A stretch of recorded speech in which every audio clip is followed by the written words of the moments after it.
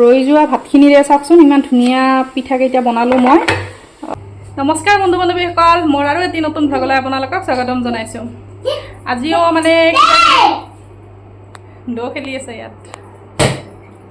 আমাৰ মানে সোনকালকৈ স্কুল ছুটি হ'ল, 10:30লৈকে পৰীক্ষা আছিলে।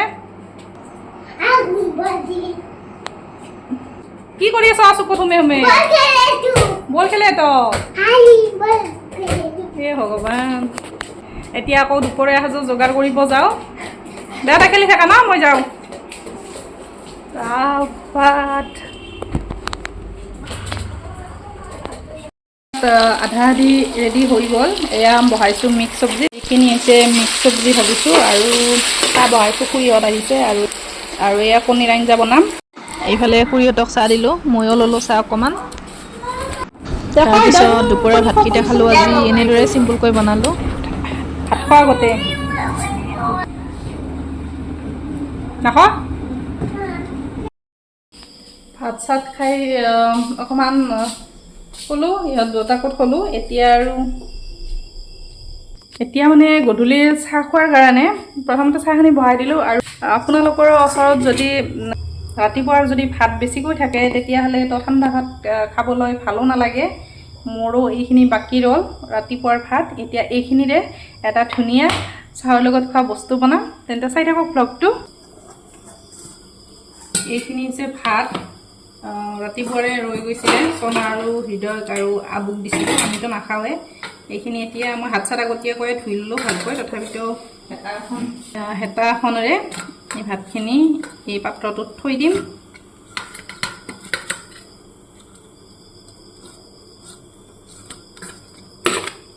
এতিয়া এইখিনি ধুনীয়াকৈ গ্লাছ এটাৰ তলিৰে গুড়ি কৰি ল'ম ভালকৈ।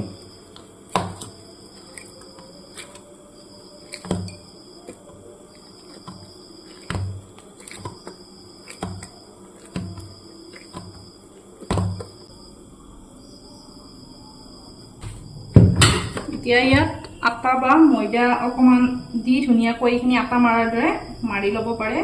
মই এইখিনি হাতেৰে মাৰি ল'ম।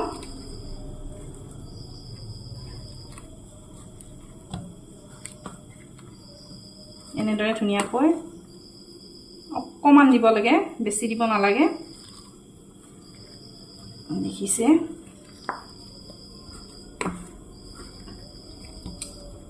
পুৰা আঠা আঠা হৈ গৈছে। ইয়াত আকৌ অকণমান মই এয়া কেপচিকাম, বন্ধাকবি আৰু পিঁয়াজ দিছোঁ।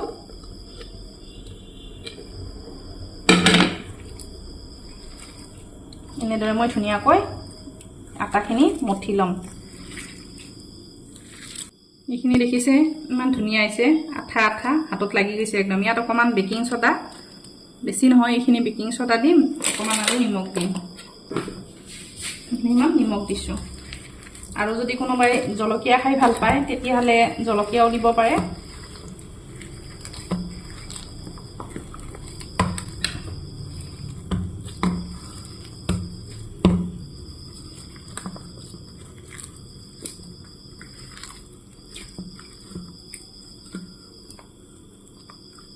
এইখিনি ধুনীয়াকৈ ৰেডি হৈ গৈছে।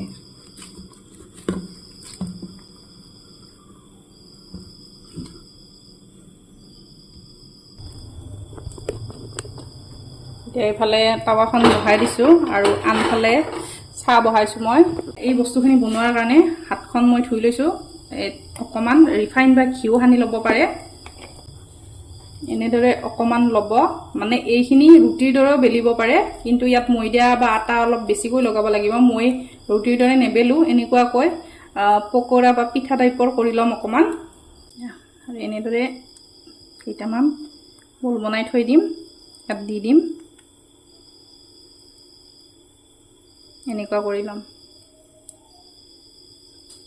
এনেদৰে দি যাম, বাকীকেইটাও কৰি দেখুৱাই আছোঁ।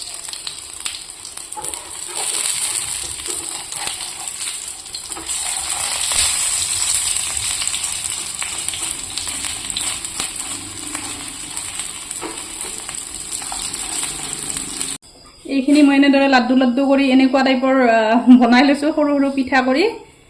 এয়া এই এখন এখনকৈ ইয়াত ভাজিম। এখন এখন নহয়, দি দিম আৰু টাৱাখনত যিমান ধৰে সিমান। এনেকুৱাকৈ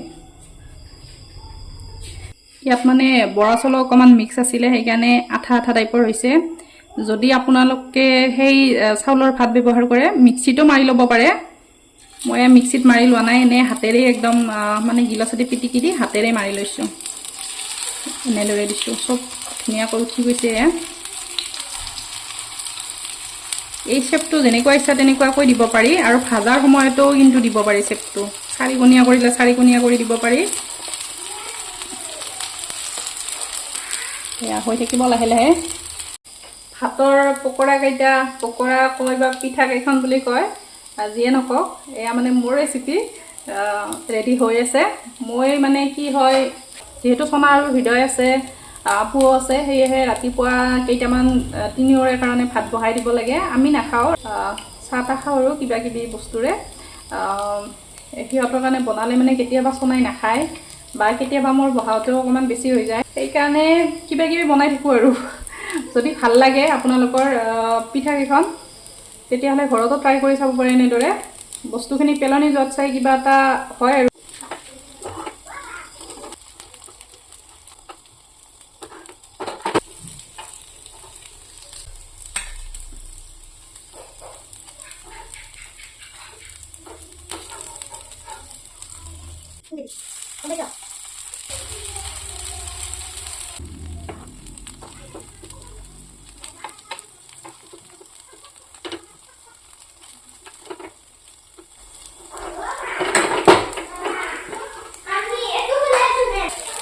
এয়া বেছি তেল ব্যৱহাৰ কৰা নাই আপোনালোকে যদি বেছি তেল ব্যৱহাৰ কৰিব খোজে কৰিব পাৰে তেতিয়া মচমচি হ'ব একদম এয়া বেছি তেল ব্যৱহাৰ কৰা নাই বেছি মানে কাঢ়াকৈ ভাজা নাই যেহেতু চনা আৰু হৃদয় খাব সেইকাৰণে এনেদৰে থৈছোঁ আৰু আমি ডাঙৰবোৰৰ কাৰণে চাহৰ লগত ধুনীয়াকৈ এই জুতিটো ল'ব পাৰি ইয়াৰ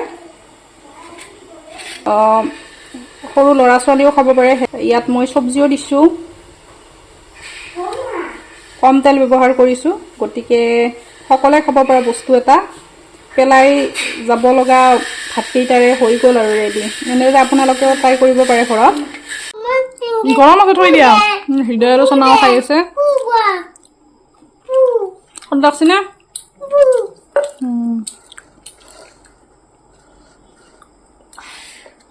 শুইকে মই দিম ৰ'বা হৃদয় ৰখি আছে গৰম আছে হৃদয়ৰ চাহখিনি দিম ৰ'বা এতিয়া আমি চাহখিনি খাই লওঁ বাকী এতিয়া নাই ঘৰত মাদাৰ ইন ল মই আৰু আপু আমি এইকেইটা ডাঙৰকেইটাই খালোঁ আৰু চনা আৰু হৃদয়কো দিলোঁ এনেদৰে তেতিয়া আজিলৈ বিদায় ল'লোঁ লগ পাম আমাৰ এটিৰ লগত ব্লগটো যদি চাই ভাল লাগিছে আৰু ৰেচিপিটো যদি ভাল লাগিছে তেন্তে ভিডিঅ'টো লাইক কৰি দিব আৰু চেনেলটো ছাবস্ক্ৰাইব কৰি ল'ব